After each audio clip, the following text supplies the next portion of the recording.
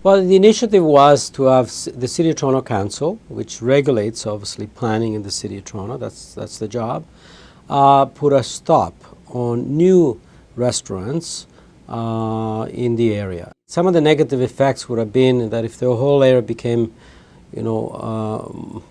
monolithic in a sense of being only one use, which is restaurants and bars. First of all, it's hard for the patrons themselves, it's hard for those who live in the area. And by the way, a lot of the people who have those businesses live in the area, because if you want to buy a loaf of bread, or you want to go to an art gallery or buy some clothing, there will be no place to go in your neighborhood, which means you will probably have to get in a car or public transport, travel somewhere else. It's not a holistic a community when you have that. You got to have a bit of everything if you need a bit of everything. And the idea behind it was that we needed to figure out on a go-forward basis how to establish a balance.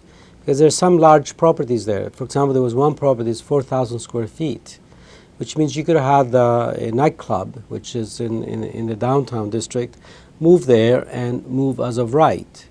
And that may fit in some other areas, does not fit on Ossington Avenue, because it's cheek to job with the residential community and cheek to job with other businesses as well. So therefore, that's one of the stopped. Also, if you have too much of a concentration and becomes one big drinking strip, and then what happens? Well, people who loosen up their inhibitions by drinking, well, they have a way of becoming noisy. They could throw up on people's front yards.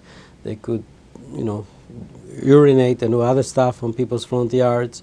It's simply not nice. My hope is that the bylaw will be upheld because we're growing. The Greater Toronto Area, for example, increases by population 100,000 additional people per year.